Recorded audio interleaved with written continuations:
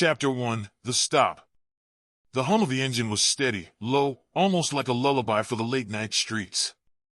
Derek gripped the wheel at 10 and 2, his posture sharp, his body rigid with the discipline he'd trained into himself over years of survival. It was 11:47 p.m. He was tired, bone-tired. The kind of tired that sits behind the eyes and in the back of the neck. But there was still a calm in his chest.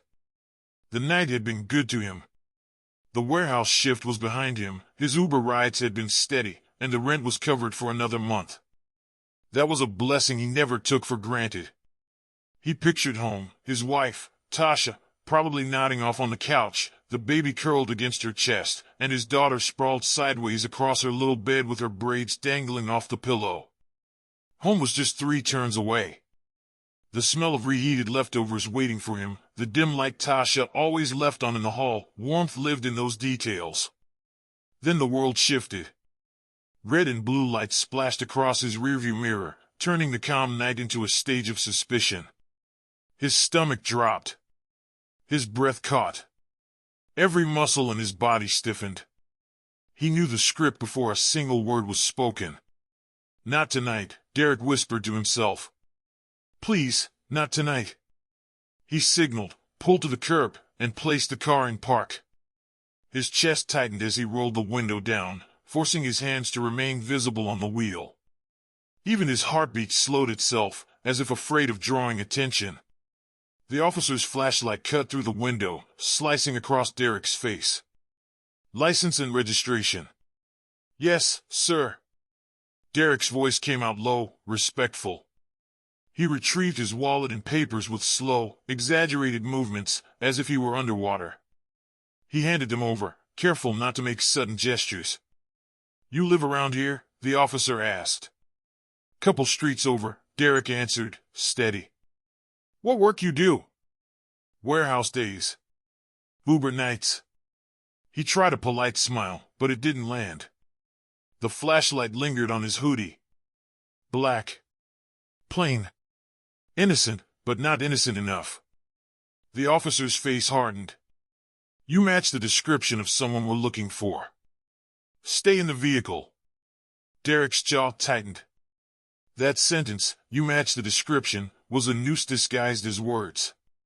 His pulse pounded. He glanced at his phone on the seat beside him. Earlier, Tasha had texted, You good? He'd replied, On my way. He wasn't lying then. But now the truth had changed. Another cruiser pulled up behind the first. Its lights joined the chorus, red and blue flashing like alarms in the dark. Derek inhaled sharply, praying silently in his chest, though he didn't yet have the words.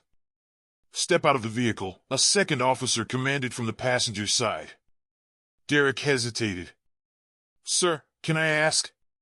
Step out of the vehicle. He obeyed. His sneakers hit the pavement. The night air was cold and sharp, heavy with silence broken only by radio static. Turn around. Hands on the hood. The metal hood was cool against his chest. The cuffs bit into his wrists with a finality that made his stomach churn. Around him, the neighborhood stirred. Screen doors creaked. Porch lights flicked on. Neighbors peeked up from behind curtains and shadows. Watching. Whispering. Bearing witness to another black man bent beneath the weight of suspicion. Derek's voice cracked as he tried, one last time, Sir, I haven't done anything. You fit the description. Black male. Dark hoodie. The words stung more than the cuffs. He stared at his reflection in the windshield, a tired father, in a plain hoodie, mistaken for a suspect. The reflection blurred as his eyes burned. They sat him on the curb. The concrete dug into his knees. The cuffs pressed his skin raw. The officers moved like actors reading from a script. His car doors opened, trunk popped, glove compartment rifled through. Napkins. Kids' crayon wrappers. A receipt for his daughter's birthday cake. None of it mattered. Somewhere down the block, an old man's voice rang out. Mr. Reeves, his neighbor, stepped onto his porch. That's Derek. He lives here. Works 2 jobs. Got 2 little ones. A glare from the officer silenced him. His screen door clicked shut. Derek lowered his head, breathing through the fear. He remembered his grandmother's words, spoken years ago as she anointed his forehead with oil. God sees you when the world won't. Don't let them tell you who you are. But it was hard to hold on to faith when steel cut into his wrists. The radio crackled. A dispatcher's voice spilled through. Suspect spotted 2 blocks over. White t-shirt, ball cap. Not a hoodie. Not Derek. The word should have set him free, but the cuffs didn't budge. The lights didn't dim. The script kept reading itself. He closed his eyes. His breath slowed. He wasn't praying yet, but he was reaching for something bigger than this street, bigger than these flashing lights, bigger than fear. And in that quiet space, he told himself the only truth he could cling to: this is not the end of my story. Chapter 2, The Life Before. Before the lights, before the cuffs, before the words "you fit the description" wrapped around his throat, Derek's life was ordinary. Not easy, not smooth, but steady. And in his world, steady was a blessing. The alarm always hit at 5:15 a.m. The ringtone wasn't music, just a harsh buzz that cut through the darkness of their small apartment. Tasha would stir beside him, one arm draped over the baby, hair tied up in a scarf. Derek would silence the phone with a heavy hand, then sit up on the edge of the bed, staring into the shadows for a moment. A moment to gather himself. A moment to remember why. In those quiet seconds, he always thought of his kids. Little faces with big eyes, depending on him. He never had much growing up. His father disappeared before he could spell his name right, but he swore his children would know better. They would know stability, discipline, love. They would never wonder if the light bill could be paid. That was the promise he made, silently, every morning before his feet hit the floor. By 6 a.m., he was already clocking in at the warehouse. The air inside was stale with cardboard dust, the hum of forklifts echoing through the wide aisles. Derek wore his brown uniform shirt with his name stitched above the pocket, a badge of hard work. He moved heavy boxes like his back was built for it, sweat dripping by 8 a.m. Coworkers joked, complained, cursed the supervisors. Derek mostly kept to himself. He wasn't unfriendly, he just had no energy to waste. Every lift, every step, every box stacked high was about survival. Rent was due. Daycare wasn't free. Groceries disappeared faster than paychecks. He couldn't afford shortcuts, not here. Visual, Derek in warehouse uniform, carrying heavy boxes on a loading dock. Sweat glistening, a lunchbox nearby with a note tucked in from Tasha, "I love you." At noon, he sat on the loading dock, lunchbox in hand. The sun beat down, warming the metal rail he leaned against. Inside the box, a sandwich and an apple. Taped to the lid, a small note in Tasha's handwriting, "Keep pushing. We need you. Love, T." He always paused before eating, reading it like it was scripture. That little square of paper carried more energy than a hot meal. It reminded him that someone was waiting at home, rooting for him. When the day shift ended, he dragged himself home, shoulders sore, legs heavy. But he didn't stop. By 6 in the evening, he swapped the uniform for jeans and a hoodie, grabbed his phone, and turned on the Uber app. The nights belonged to the streets. The rhythm of GPS directions, the smell of strangers' fast food, the small talk with passengers. Some nights, the money was good. Others, it barely covered gas. But Derek drove anyway. Because every mile meant one less bill unpaid. He'd catch glimpses of his neighborhood as he drove through, kids shooting hoops under flickering streetlights, corner stores buzzing with laughter, porch lights glowing like beacons. He remembered being that kid once, ball in hand, hoop his only escape. Back then, he dreamed of NBA arenas and highlight reels. Life had other plans. Still, he carried that drive, the same hunger to push past limits, even if now it was just about keeping the lights on. At home, Tasha held everything together.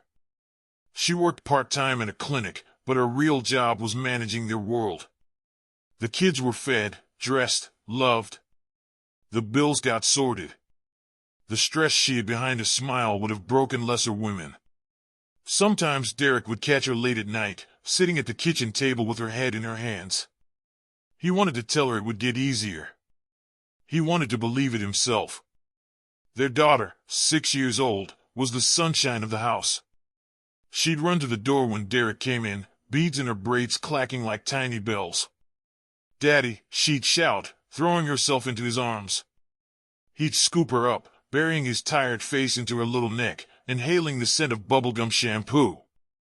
His son, 4, was quieter, clinging to his mama's leg, eyes wide and curious. Derek loved that boy's silence. It reminded him of his own. Those moments, however brief, fueled him. They reminded him why the grind mattered. Why sleep was optional. Why every dollar counted. But the weight never left. Bills piled on the counter. Car insurance. Rent. Groceries. The cost of daycare. His phone buzzed with notifications of overdraft fees. He prayed quietly, whispering in the dark after everyone else was asleep.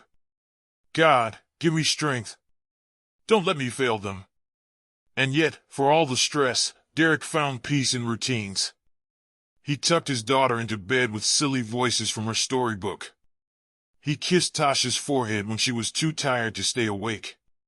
He leaned against the bathroom sink, staring into the mirror at a man who was still standing, still fighting. That mattered. He never imagined that all it would take was a traffic stop to shatter it. The irony was bitter.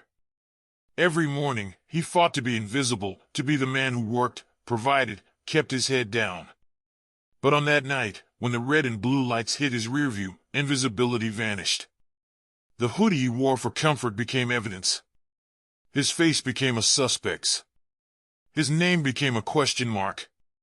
The life he had built, the grind, the sweat, the love, none of it mattered when judgment arrived with flashing lights. And that was the cruelty of it. The world didn't see Derek the father, Derek the worker, Derek the husband. They saw only a description. Still, Derek carried that life inside him. It was more than bills and work and exhaustion, it was his shield. He knew his truth. And deep down, he believed God knew it too. What Derek couldn't know, as he sat on the curb with cuffs biting into his wrists, was that the life he built would become the very testimony that saved him. Chapter 3, Fear in the Cell.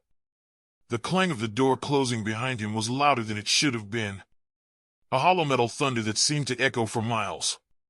Derek sat down on the cold steel bench, cuffs finally gone but wrists still burning.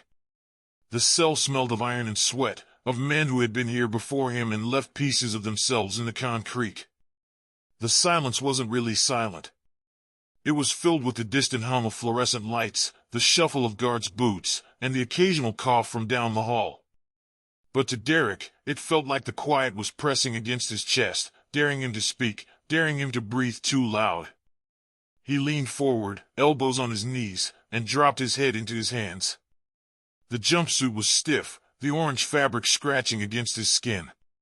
He stared at the cracks in the floor, tracing them with his eyes like lines on a map. A map that led nowhere.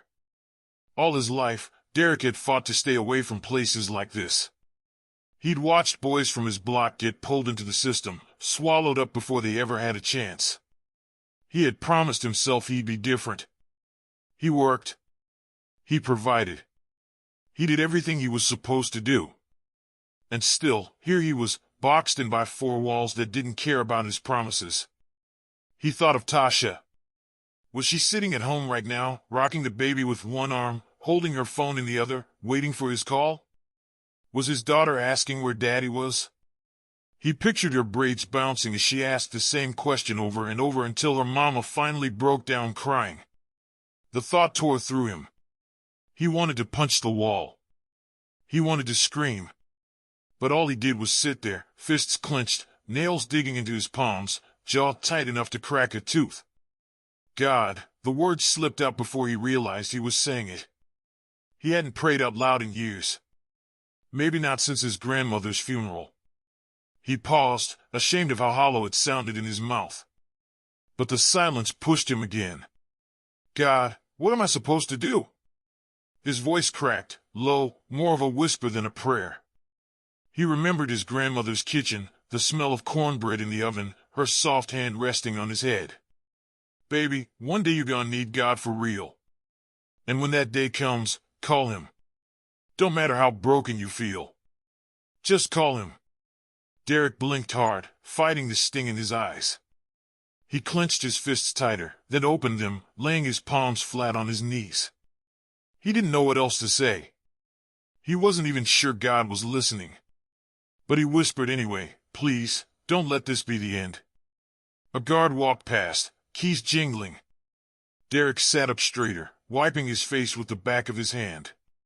He couldn't show weakness. Not here. Weakness was blood in the water.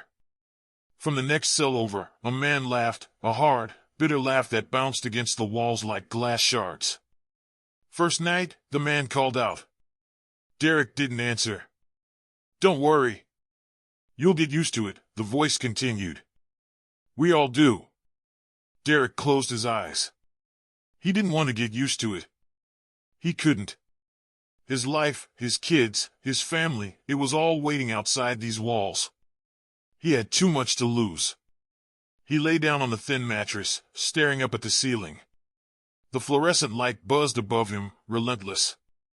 He turned on his side, pulling his knees to his chest, the way he hadn't done since he was a boy. He listened to the sounds of the jail settling into its own rhythm, coughs, snores, murmurs, footsteps. Sleep came in broken pieces. Every time his eyes closed, he dreamed of red and blue lights, of his daughter crying, of Tasha's hands trembling as she reached for him but couldn't touch him. He woke up sweating, heart racing, throat dry. At one point, he sat up again, clutching the edge of the mattress. The cell bars cast long shadows across his face. He whispered once more, voice shaking but certain this time, Lord, if you can hear me, please. Show me you're real. Don't let them take everything from me. He didn't hear an answer. Not then. Just the buzz of the light and the clank of keys. But he felt something, small, faint, like a warmth stirring deep in his chest. He couldn't explain it. Maybe it was just exhaustion. Maybe it was hope. Either way, it was enough to keep him breathing through the night. Enough to remind him that tomorrow would come, whether he was ready or not. And as Derek finally drifted into restless sleep, the thought echoed in his mind, this can't be the end. God, don't let this be the end. Chapter 4, The Courtroom. The courtroom smelled like polished wood and old paper, like decisions that had been made 1,000 times before anyone walked in. Derek's chains clinked when the deputy guided him through the side door.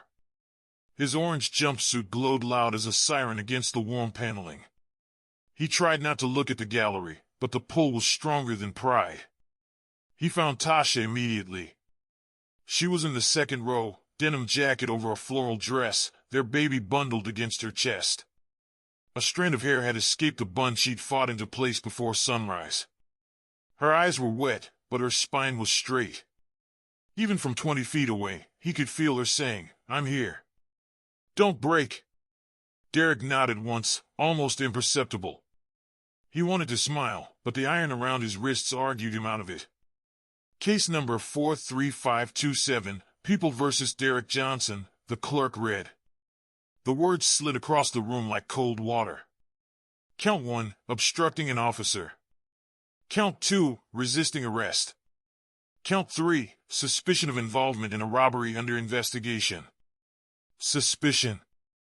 The word sat there, fat and heavy, making everything else look true by comparison. The judge adjusted his glasses and leaned forward. He was an older black man with a salt and pepper beard and a gaze that felt like a test. Derek latched onto that face the way a drowning man grabs a rope, hoping for fairness inside a machine that rarely offered it. Mr. Johnson, the judge began, voice even, you're here for arraignment. We'll address the charges, your plea, and conditions of release. Do you understand? Derek swallowed. Yes, Your Honor. The prosecutor rose from the table with the measured confidence of someone used to being believed. He was crisp in suit and tone, walking toward the lectern like a man stepping into his favorite ritual. "Your Honor," he said, "the state requests that Mr. Johnson be held pending further investigation." The defendant matched the description of a suspect in a robbery that occurred 2 blocks from where he was detained, late at night, wearing a dark hoodie, black male, average height and build. He paused just long enough to imply gravity. When officers initiated contact, he became uncooperative and resisted. Tasha's breath hitched. Derek felt it without turning. Resisted? He replayed the night, hands on the hood, voice calm, fear clenching his ribs. The lie made his jaw lock. He forced it open. "Stay steady." The public defender sitting beside him, a woman with tired eyes and a stack of overflowing folders, leaned in. "When it's your turn, say not guilty. And let me speak." Derek nodded. The prosecutor continued, "We have yet to complete body cam review. However, initial reports suggest probable cause for the charges as filed. The community deserves safety while we sort out the facts. We ask for remand or, alternatively, high cash bail." "I meant impossible. I meant jail." The judge turned his gaze to the defense table. "Counsel." The public defender stood, smoothing a wrinkle that never smoothed. "Your Honor, Mr. Johnson is a lifelong resident of this city. He maintains 2 jobs, a warehouse day shift and rideshare at night. He supports his wife and 2 young children. He has no criminal record and no history of failing to appear in court. The alleged resistance stems from a miscommunication and a chaotic nighttime stop. He complied with commands and was cuffed without incident. Detaining him pre-trial would punish a working father before any evidence is properly reviewed. We request release on recognizance." She spoke fast, but not reckless. Derek heard something underneath her cadence, a note of defiance aimed at a system that ate time like fire ate paper. The judge steepled his fingers. "Mr. Johnson, do you have anything to add?" Derek stood. The chain at his ankles whispered across the floor. He cleared his throat. "Your Honor, I was coming home from work. I did what they told me. I have a family. I just want to go home." His voice wanted to tremble. He strangled it quiet. The judge looked at him a long moment. In that space, the room shrank to the width of a heartbeat. Then the judge turned back to the prosecutor. "State, do you have any physical evidence tying Mr. Johnson to the robbery? Anything beyond proximity and description?" "Not at this time, Your Honor," the prosecutor said, not quite blinking. "But the investigation is ongoing," the judge finished, not unkindly. "It always is." He scanned the file again, then glanced toward the gallery where Tasha stood now, because sitting had become impossible.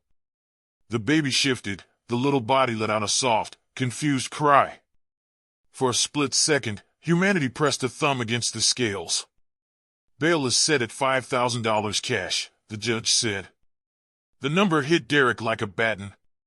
Tasha's hand flew to her mouth. 5,000 was the space between home and another week of metal beds and buzzing lights. It was also the space between groceries and eviction. "Your Honor," the defender fired back, "Mr. Johnson cannot afford that amount. The state has acknowledged no physical evidence. The charges include suspicion, not an actual robbery charge. Pre-trial detention should not be leveraged to coerce pleas." The judge's eyes were tired, not cruel. "Counsel, I am balancing public safety with the realities of the docket. Given the hour of the stop and the proximity to the crime, I'm not comfortable with ROR. I will, however, set a status hearing in 72 hours and order expedited production of the body cam footage. If the state cannot provide something more concrete by then, we'll revisit conditions." Tasha's shoulders dropped a fraction. 72 hours. 3 days. It felt both like a mercy and a sentence. As the clerk rattled through the next case, the deputy tugged gently at Derek's sleeve. "Time to go." Derek risked one look back.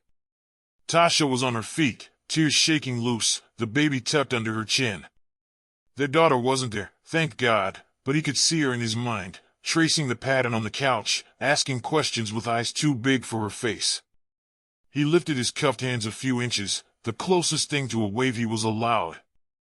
Tasha pressed her palm to her heart. He matched her without thinking, palm to chest, a quiet vow. On the way out, the hallway felt cooler than the courtroom, colder than the cell. The deputy kept a pace that wasn't quite harsh. "You okay?" the man said softly, surprising Derek. "Do I look okay?" Derek muttered before he could stop himself. A flicker of a smile tugged at the deputy's mouth and died there. 72 hours isn't forever, he said. "I've seen worse." "Worse doesn't help me," Derek answered. They reached the door. The deputy buzzed them through.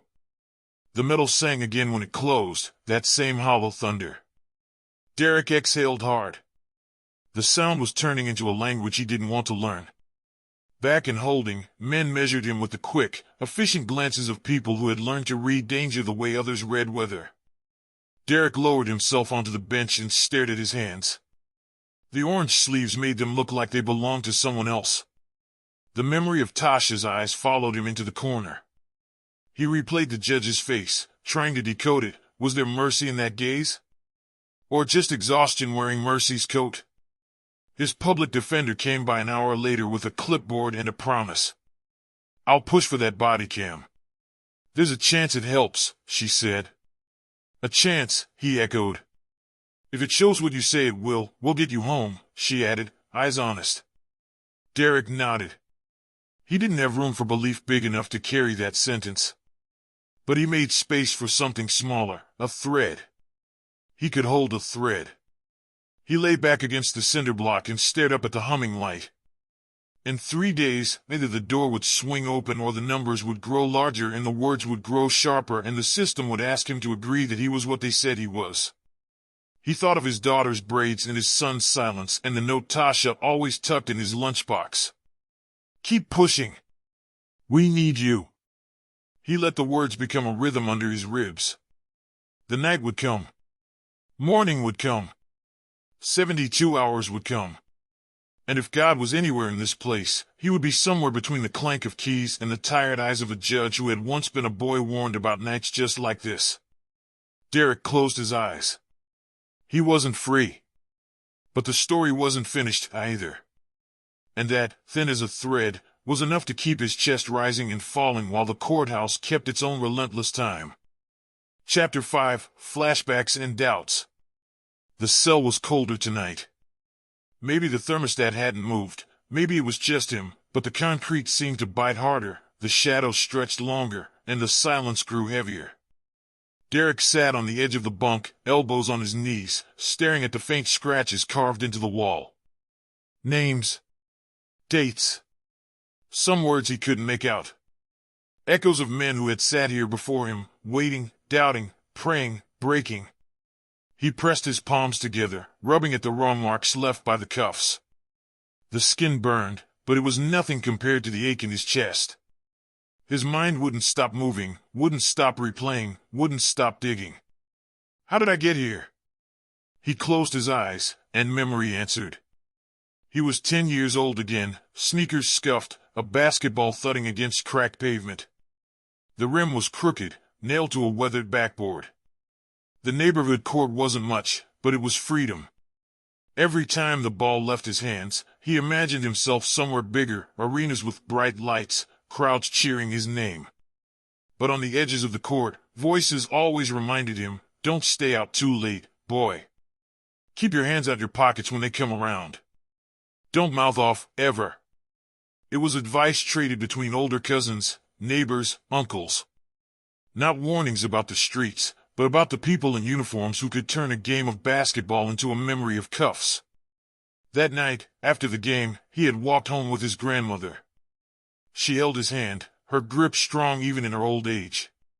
She stopped under the streetlight and crouched low so her eyes met his. "Baby," she said, her voice low but steady, "you got to remember this world ain't always fair to you. You hear me? You don't get the same room for mistakes other boys get. But don't you let that break you. You stay focused, you work hard, you do right. And no matter what, You call on God. He's bigger than all of this mess. She squeezed his hand, her palm warm against his small fingers. One day, you gonna need him. And when that day comes, don't forget his name. Derek opened his eyes back in the cell, staring at the ceiling. His grandmother had been gone for years, but her words still rang clear. Call on God. But how? How did you call on God when your kids were crying for you at home, when your wife was trying to stretch pennies into meals, when your name was tangled in paperwork that labeled you suspect? He dropped his head into his hands, groaning into his palms. Doubt was a heavy thing. It sat on his chest, whispering lies, feeding on his fear. What if they don't believe you? What if the lawyer can't help? What if this is where your story ends? He thought of his daughter, bright eyes and braids clacking with beads as she laughed. What would she remember if this dragged on? Would she remember a father who tucked her in with silly voices, or would she remember a father who disappeared behind bars? He thought of his son, quiet and watchful.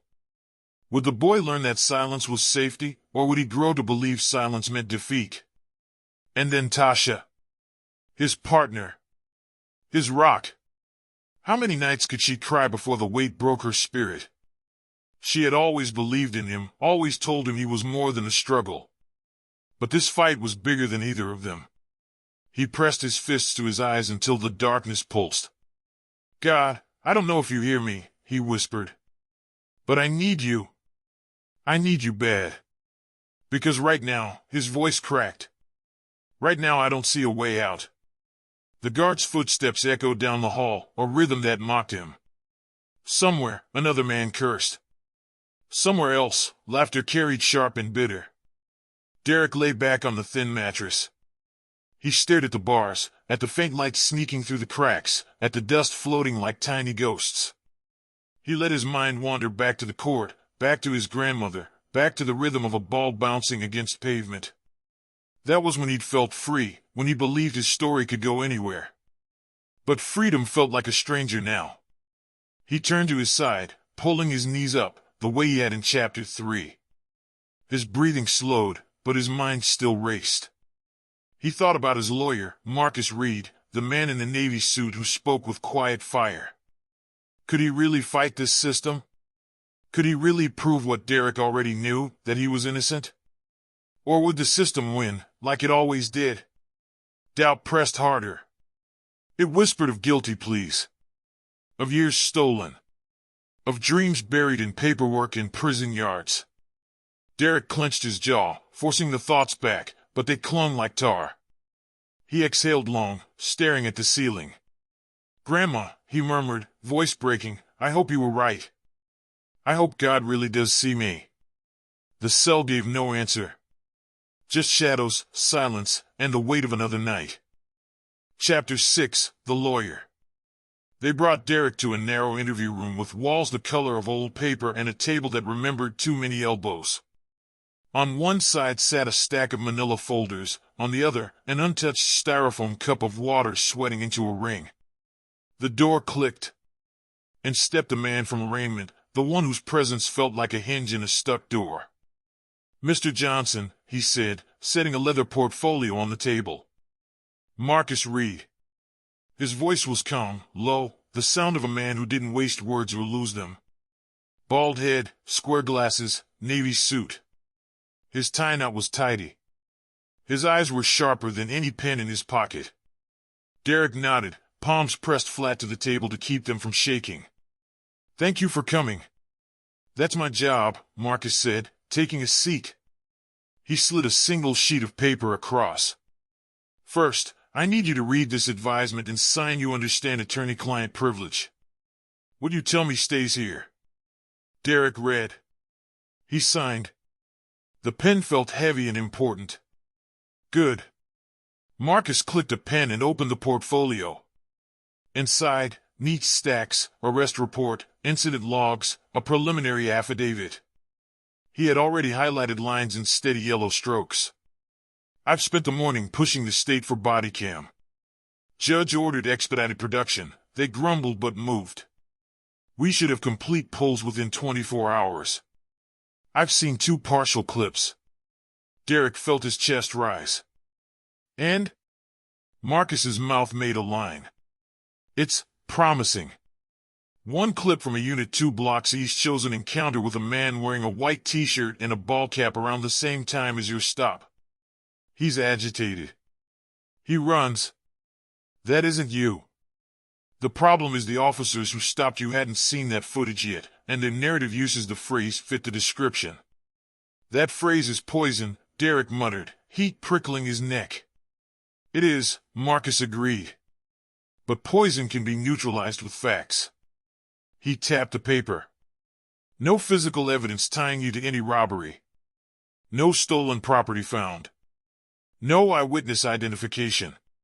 What they do have is proximity, race, and clothing category. If the rest of the body cam aligns with what I've seen, we'll file a motion to modify conditions immediately. My goal is to get you home while this gets sorted. Derek swallowed. Hope felt like a fragile glass you carried with 2 hands. What do you need from me? Truth, in detail, Marcus said. Walk me through that night like you're replaying game tape. Exact times if you can. Then we'll cross-check with app logs, dashcam, and CCTV. The more precise you are, the more solid my spine is in court. Derek exhaled and went step by step. Warehouse clock out. The stop for gas. His first ride, drop on Larchmont at 10:52. He gave addresses, turns, the song that played on the radio when the lights flared behind him. He heard himself sound like a man testifying to his own life. Marcus listened the way a surgeon listens to a stethoscope, head tilted, pen quiet, eyes mapping. When Derek finished, Marcus asked a handful of questions that weren't small at all. Any prior stops on the route home this month? Anyone who could confirm the Larchmont drop, doorbell camera, doorman, passenger receipt? Your Uber app should have anonymized timestamps in route dev. I'll subpoena if I have to. Passenger was a nurse. Scrubs. Blue. Derek frowned. She said her husband leaves the porch light on. House had a red mailbox. Marcus wrote, Scrubs/red mailbox/porch light. Good. Specifics stick to the wall. He flipped to the arrest report and angled it so Derek could see the words that had tried to choke him. Subject became uncooperative. Subject resisted while being placed in cuffs. Marcus drew a slow box around the sentences. Tell me what happened here. I asked what for, Derek said, careful with his voice. They told me to put my hands on the hood. I did. I said, sir, I haven't done anything. They cuffed me. I didn't pull away. Any body language they could have read as threat? Marcus asked. Not judgmental, clinical. My jaw, Derek said, grimacing. It gets tight when I'm trying not to say the wrong thing. But my hands were where they told me. Marcus nodded. Resisting is often narrative padding. It turns discretionary force into obligatory force on paper. If the video contradicts it, we're fine. If it's ambiguous, we'll lean on your record and proportionality. He set the pen down. Mr. Johnson, Derek, this system can be unfair by design. I won't insult you by pretending otherwise. But I will tell you what I tell my own son, we fight with receipts. Facts. Timestamps. Good law. And patience. Patience, Derek echoed, tasting the word like something he couldn't afford. 72 hours felt like a desert. Marcus studied him a beat. You have people in that gallery who matter, he said softly. Judges are human. They feel what's in a room even when they can't admit it. Your wife's presence helps. Your work history helps. You help. How? By holding your center. Marcus's voice didn't move, but it sank in. The state counts on fear to push people into quick pleas. Take disorderly, go home today. Don't let that trick work on you. If the evidence says what I think it says, our path isn't fast, it's right. There's a difference. Derek nodded slowly. His hands had stopped shaking. Now, Marcus said, sliding a blank notepad across, I want you to write down phone numbers I should know, your wife, any neighbor willing to vouch, your supervisor. And tell your wife to gather pay stubs and your kids' birth certificates. The more the court sees you as you are, the less they can pretend you're just a line in a file. Derek wrote, Tasha, then the warehouse foreman who always said you're the only one who shows up early, then Mr. Reeves, the neighbor brave enough to speak on the porch. Under that, he wrote keep pushing. We need you. It wasn't a number. It was the note Tasha tucked in his lunchbox. A reason. Marcus glanced at the words and let a corner of his mouth lift. That's good law, too. A guard opened the door to say 5 minutes. Marcus nodded, then reached into the portfolio and pulled out a thin stack of stills, grainy frames frozen from the clip he'd seen. A man in a white tee. A blurred face under a cap. Streetlights pouring down like syrup. You won't be able to keep these, Marcus said, but I want you to see what I see. Derek leaned in. For a heartbeat the room tilted. Not because the photo looked like him, it didn't, but because the photo looked like freedom pretending to be far away. He swallowed. That's not me. It isn't, Marcus said. And the camera doesn't argue. They sat with the image between them, the way two men sit with an answer they're not yet allowed to speak out loud in a courtroom.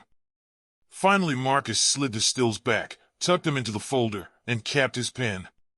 I'll file the motion as soon as the full body cam hits my inbox. If the state plays games, I'll walk it into chambers. You'll see me at the hearing. Derek nodded. Thank you, he said, and it came out raw. Marcus stood, then leaned in just enough that the words landed where they needed to. Derek, I don't promise outcomes. I promise work. I promise dignity. And I promise I will not stop pushing until the evidence speaks louder than the paperwork. The door opened. The room exhaled. Derek stood as the guard gestured. Before he turned, Marcus added, when you get back to your cell, do one thing for me. What's that? Rest, Marcus said. You'll need your strength when the page turns. Back in the corridor, the hum of fluorescent lights returned, but it sounded different, as if the pitch had shifted half a note. Derek walked past other doors that swallowed other men and thought about threads, how small they are, how strong when you refuse to let go. He pictured Tasha in the second row, eyes wet but spine straight. He pictured his daughter's beats clicking like a metronome for hope. He pictured a screen in a courtroom, a lawyer in a navy suit pointing to truth with his whole hand. He did not feel free. But he felt something else, almost as dangerous in a place like this. He felt ready. And somewhere beneath the noise, he felt the faintest rustle, as if a page really was beginning to turn, and the next line had already been written. Chapter 7, The Evidence. The courtroom was colder than last time. Maybe it was the weight of what the day held, or maybe it was Derek's nerves, but the air felt sharp, biting at his skin even through the plain white shirt Marcus had brought him. No more orange jumpsuit for today. Marcus said it was important. Jurors, judges, prosecutors, they notice clothes before they notice people. We make them see you as a man first, not a case file. Derek sat at the defense table, chains gone for the hearing, his hands folded so tightly his knuckles whitened. Beside him, Marcus flipped calmly through a folder like he was reviewing grocery receipts instead of fighting for a man's freedom. The calmness radiated. Derek clung to it. Across the aisle, the prosecutor stacked her own files in neat towers, her expression unreadable but confident. She looked like she already had the verdict tucked in her briefcase. Court is in session, the clerk announced. The judge adjusted his glasses and leaned forward. We're here to revisit bond conditions in light of new evidence submitted by defense. Counselor Reed, you may proceed. Marcus rose, smoothing his navy suit jacket.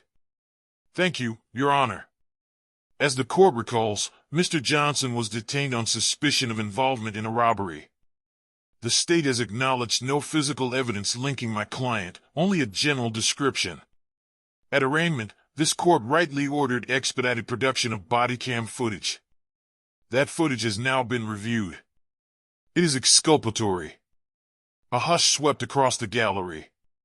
Tasha clutched the baby tighter, her free hand gripping the pew so firmly her knuckles mirrored Derek's. Marcus gestured toward the bailiff. "With the court's permission, I'd like to present Exhibit A." The lights dimmed slightly as the projection screen flickered to life. Grainy footage appeared, a street corner 2 blocks from where Derek had been stopped. The timestamp blinked, 11:45 p.m., just minutes before Derek was pulled over. On the screen, a man in a white t-shirt and ball cap argued with officers, then bolted down the block. The camera jolted as pursuit began. Shouts. Running feet. The suspect vanished into darkness. "This," Marcus said, voice steady, is the individual officers were pursuing. "Not my client." He tapped the frame with his pen. "Notice the clothing, white shirt, cap. Notice the build, slimmer, shorter than Mr. Johnson. And most importantly, notice the time and place. This encounter occurred 2 blocks east of where Mr. Johnson, in a black hoodie, was stopped less than 2 minutes later." The jury box, though technically not seated for a hearing, leaned forward instinctively. Even the judge adjusted his glasses again, eyes narrowing. The prosecutor stood. "Your Honor, while the footage shows another individual, the state maintains that proximity and description justified officers' stop of Mr. Johnson." "Proximity?" Marcus cut in, eyebrows lifting. "Your Honor, being within 2 blocks of a crime does not make one guilty of it. If it did, half the city would be standing trial tonight. And as for description, since when does a black hoodie transform into a white t-shirt and ball cap?" A ripple of murmurs filled the benches. The judge banged his gavel lightly. "Order." Marcus pressed forward, pacing just slightly in front of the screen. "We also have Exhibit B, Mr. Johnson's Uber app logs.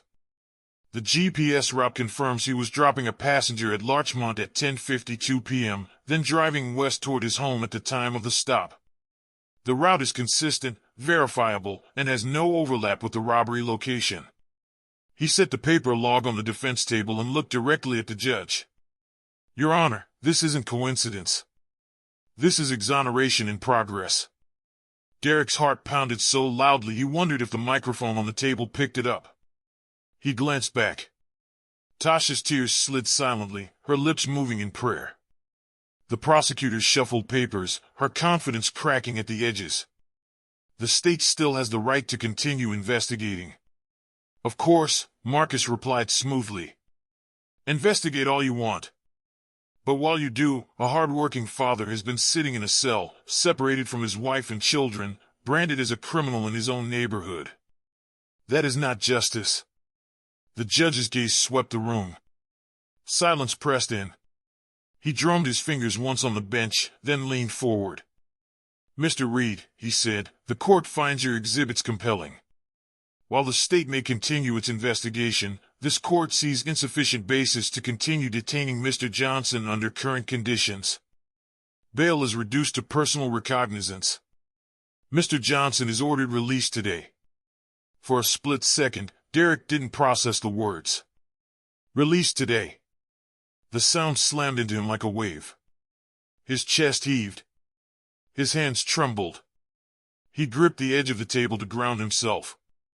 Behind him, Tasha gasped, covering her mouth. The baby stirred, as if even the little one understood. A murmur spread through the gallery, relief, disbelief, hope. Marcus, still calm, placed a hand on Derek's shoulder. "We're not done yet," he said quietly. "But today, you walk out with your family." Derek's throat tightened.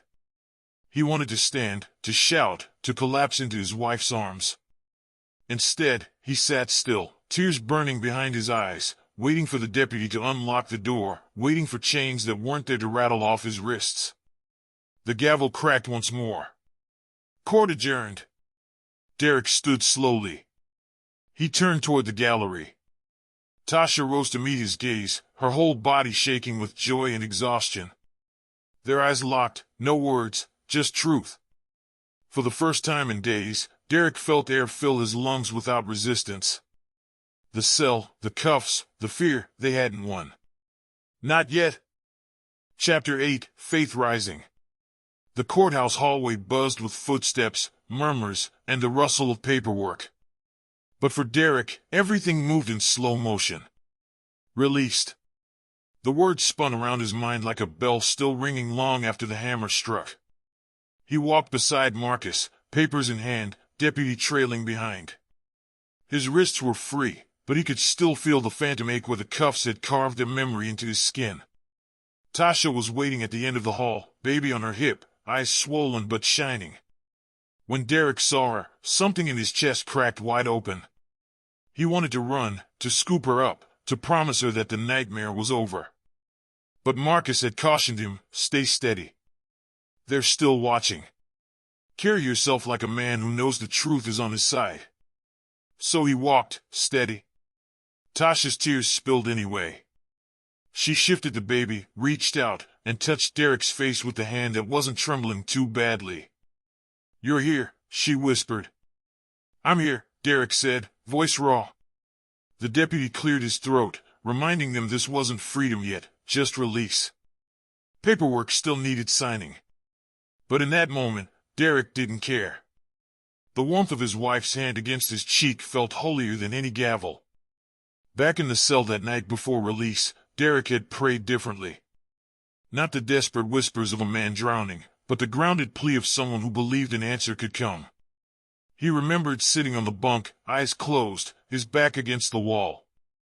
God, I don't know how to do this on my own, he'd whispered. But if you carried me this far, don't stop now. Give me courage to face whatever's coming.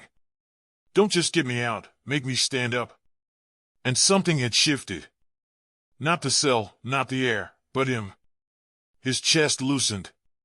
His doubts didn't vanish, but they quieted. It was as if the weight hadn't left, but he was stronger under it. That strength followed him now into every room. The days after his release blurred together. Derek went home, held his daughter so long she finally squirmed, giggling, Daddy, you're squishing me. He laid his son on his lap, kissing his small forehead, whispering promises he hadn't known he'd need to make. But even surrounded by love, the fight wasn't over. The charges still existed. The state hadn't dropped the case. The word suspect still hovered like a shadow. Yet Derek's spirit had shifted. Fear was still there, but it no longer ruled him. He sat at the kitchen table one evening, Tasha across from him, bills scattered between them. The numbers still didn't add up. Court dates meant missed shifts. Missed shifts meant thinner paychecks. He rubbed his temples, groaning low. Tasha reached over, laying her hand on his. God didn't bring you this far to abandon you here, she said softly. Derek looked into her eyes. You really believe that? I don't have a choice but to believe it, she replied. And neither do you. Her certainty was contagious. He found himself nodding, a faint smile tugging at his lips. Back in court a week later, Marcus walked him through new motions, new filings, each step closer to clearing his name. Derek sat quietly, but his focus wasn't on the prosecutor anymore. It was inward. It was upward. At one point during a recess, Derek closed his eyes, hands folded, and whispered a prayer right there in the courtroom pew. Not for acquittal, not for quick resolution, but for courage. Lord, let me stand tall. Let me show my children what faith looks like when it's tested. When he opened his eyes, the room looked the same, stern judge, polished wood, tense prosecutors, but Derek felt different. He wasn't a man begging anymore. He was a man believing. The moment of clarity came unexpectedly. Marcus leaned over and whispered, We're winning this.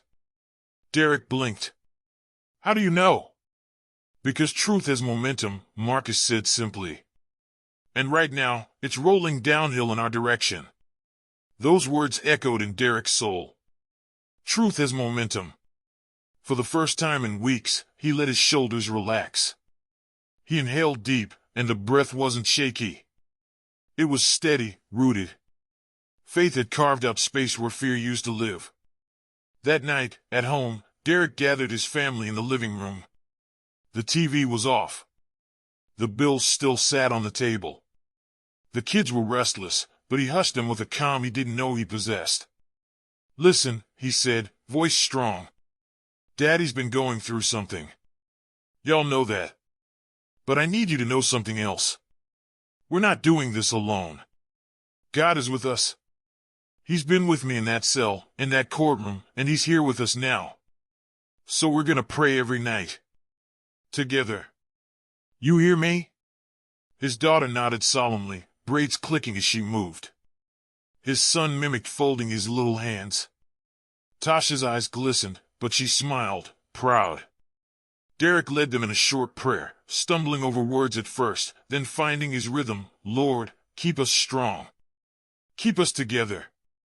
Let this house always know your peace. When he finished, the kids chorused amen, their voices small but fierce. Derek looked at them and felt the truth in his bones. Faith had risen in him, and now it was rising in his family, too. He lay in bed that night, staring at the ceiling, Tasha's breathing steady beside him. The storm wasn't over, charges still lingered, the system still pressed, but something inside him had changed forever. Fear still knocked, but faith answered the door now. Chapter 9, The Verdict. By the time the bailiff called the room to order, Derek could feel every beat of his heart in the tips of his fingers. White shirt. No chains. Chin up. Marcus's quiet reminder echoed, hold your center. He sat at the defense table, palms flat, eyes forward. Beside him, Marcus arranged his files in a neat fan, one tab a different color, evidence they'd fought for, and evidence, he kept saying, that speaks louder than paperwork. Tasha slid into the second row with the kids. Their daughter's braids clicked softly as she climbed onto the bench, wide-eyed. Their son leaned into Tasha's side, his small hand gripping her jacket. Mr. Reeves was there, too, hat in hand, the set of his shoulders saying I'll stand up again if I have to. Behind them, a few warehouse co-workers, still in dusty boots, nodded when Derek caught their eyes. It mattered to him that they came. It mattered that he wasn't just a case number in a quiet room. Court is now in session, the clerk said. State versus Derek Johnson, status on motion and disposition. The judge adjusted his glasses, looked first at the state's table, then at Marcus. Counsel, we're here on defense motion to dismiss and, in the alternative, to suppress based on lack of probable cause and contradictory video evidence. I have reviewed the briefs. I'll hear brief argument. State? The prosecutor rose. New face today, a senior, by the tone. He cleared his throat. Your Honor, the state acknowledges additional discovery has complicated the initial theory of the case. We do not concede that officers acted unreasonably at the time of the stop. However, subsequent review of body-worn cameras, third-party CCTV, and defendants' rideshare logs raises substantial doubt as to Mr. Johnson's involvement. The words were careful, the tone said we're backing away without saying we were wrong. Marcus stood. Calm, like always. Your Honor, substantial doubt is charitable. The video shows a different suspect, white t-shirt, ball cap, while Mr. Johnson, in a black hoodie, was 2 blocks away, driving home from a verified drop. The warehouse foreman's affidavit confirms Mr. Johnson's shift in time, the rideshare records confirm route and timestamps, and the porch camera clip from Larchmont corroborates the passenger drop. He placed a still frame on the projector, a grainy porch light, a blur of scrubs, a red mailbox. The simple kind of truth. He turned a page. We also have the statement of Mr. Reeves, a neighbor who identified Mr. Johnson at the scene as a resident and a father. There is no physical evidence linking Mr. Johnson to any robbery. There is, however, enough contradiction to make further prosecution not just weak, but unjust. The judge leaned back, arms on the chair. State, your position? The prosecutor nodded, jaw tight. Your Honor, in light of the record as it stands, the state moves to dismiss all counts in the interest of justice. The room inhaled at once. A subdued sound, like pews shifting when a hymn begins. Tasha's hand flew to her mouth. The baby stirred. Their daughter gripped the bench with both hands and whispered, Mommy? Half question, half hope. Derek didn't move. Couldn't. The words found him, but his body didn't trust him yet. He watched the judge, because in this room nothing was real until the gavel said so. The judge's gaze settled on Derek. Older eyes, steady. He seemed to weigh not just the file, but the people attached to it. Mr. Johnson, stand, please. Derek rose. His knees felt loose, like they might laugh and give out. He locked them. This court is not in the business of writing editorials, the judge began, voice even. But I will say what the record shows. Officers stopped you on a description so general it would fit half the zip code at 11:45 p.m. They did so at a time when other officers were actively encountering a different individual 2 blocks away whose clothing did not match yours. Subsequent evidence, video, employment records, rideshare logs, witness statements, makes clear you were not the person the state was searching for that night.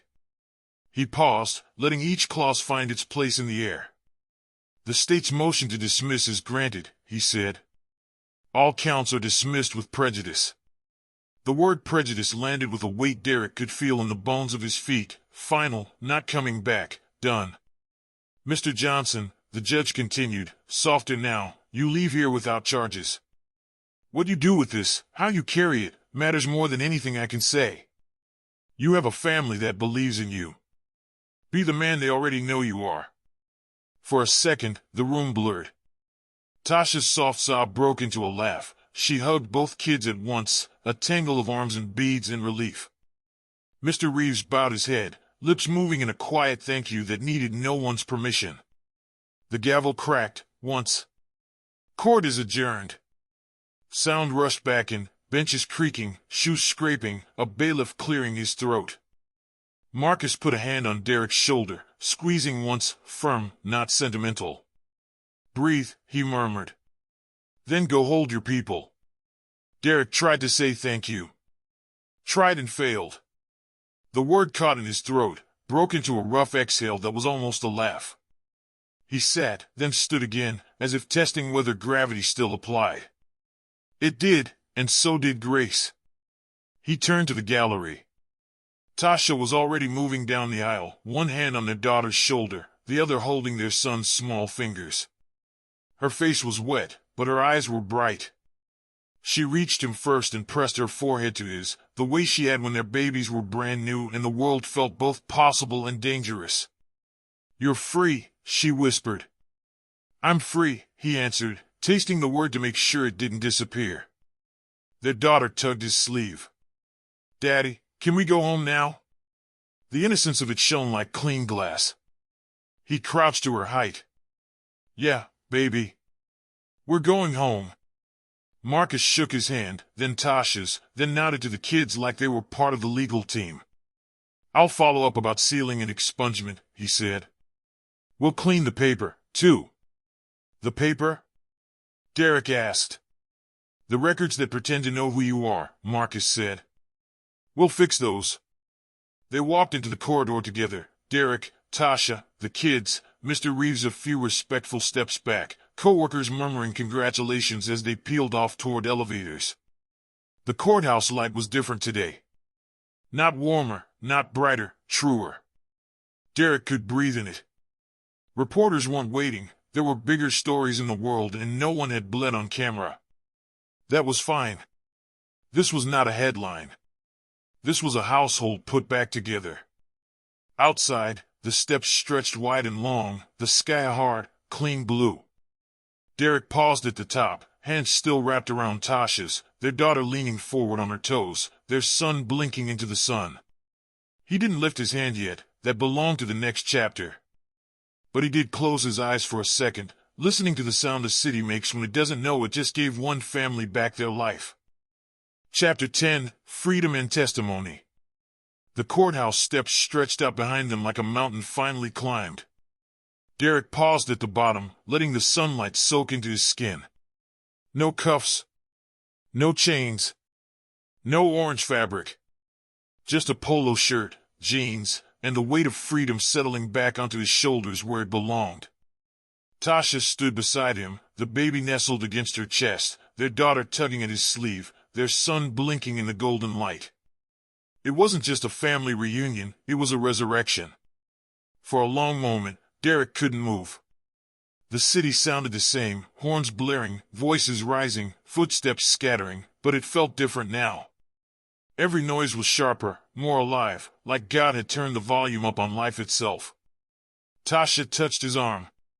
"You ready to go home?" Derek nodded, but his feet stayed planted. His throat tightened, and he lifted his gaze to the wide sky above. "Not yet," he whispered. He turned, facing the courthouse that had swallowed him whole just days ago. The columns looked taller now, the doors heavier, but they no longer owned him. He raised his hand, palm open toward heaven. His voice cracked, but it carried. "If it wasn't for God, I'd still be in chains." The words echoed down the steps, across the plaza, into the ears of strangers who turned to look. He didn't care. This wasn't for them. This was testimony. This was truth. Tasha pressed a trembling hand to her lips. Tears slipped down her cheeks, but her smile was radiant. Their daughter beamed, clapping her little hands. Their son tugged on Derek's pant leg, too young to understand the words but old enough to feel the power. Derek lowered his arm slowly, letting the silence fill the spaces his voice had left. For the first time in weeks, he felt whole. Not because the system had admitted its mistake, it never truly had, but because God had carried him through it. The drive home was quiet. Not awkward quiet, sacred quiet. The hum of the engine was the same one that had carried him into fear the night of the stop. But this time, every turn felt like an answer to prayer. At the apartment, neighbors peeked through blinds and cracked doors. Whispers floated, "He's back." They let him go. Mr. Reeves stood on his porch, tipping his hat, a proud smile across his weathered face. "Welcome home, son," he called. "Thank you," Derek answered, his voice steady, his smile humble. Inside, the apartment felt different. The hallway light glowed softer, warmer, like it had been waiting just for him. The couch, the kitchen table, the kids' toys scattered across the floor, it all looked like wealth to him now. Wealth the world couldn't measure. That night, Derek gathered his family in the living room. No TV. No distractions. Just them. He pulled Tasha close, placed his daughter on his knee, held his son against his chest. "I need y'all to hear me," he said, voice firm. "This world tried to take me away from you. It tried to write me off. But God said no. God said my story wasn't over. And I promise you, from this day forward, we're living different. We're living with him at the center.